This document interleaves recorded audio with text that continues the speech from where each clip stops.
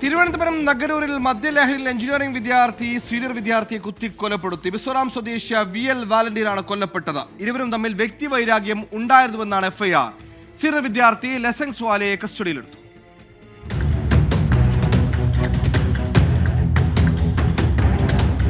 കഴിഞ്ഞ ദിവസം രാത്രി 11 മണിയോടെയായിരുന്നു സംഭവം. രാജധാനി കോളേജിലെ 3ഉം 4ഉം വർഷ എഞ്ചിനീയറിംഗ് വിദ്യാർത്ഥികളായ ലസംഗും വലന്റൈനും ക്യാമ്പസിന് പുറത്ത് സുഹൃത്തുക്കൾക്കൊപ്പം മദ്യപിച്ചു. ഇതിനിടെ വാക്കുതർക്കമുണ്ടായപ്പോൾ വലന്റൈനും സംഘവും ലസംഗിനെ പുറത്താക്കി.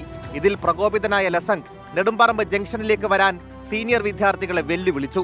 പിന്നാലെ നെടുമ്പറമ്പ് ജംഗ്ഷനിൽ വച്ച് വിദ്യാർത്ഥികൾ തമ്മിൽ ഉന്തും തള്ളുമുണ്ടായി. ഇതിനിടെ കയ്യിൽ കരുതിയിരുന്ന കത്തി ഉപയോഗിച്ച് ലസങ് സ്വാല വലന്റൈനെ നെഞ്ചിൽ കുത്തുകയായിരുന്നു.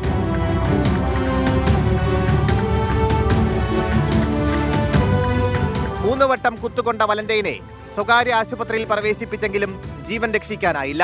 മുൻവൈരാഗ്യമാണ് കൊലപാതക കാരണമെന്നും മുൻപും ഇരുവരും തമ്മിൽ തർക്കങ്ങൾ ഉണ്ടായിട്ടുണ്ടെന്നും പോലീസ് പറയുന്നു. 24 തിരുവനന്തപുരം.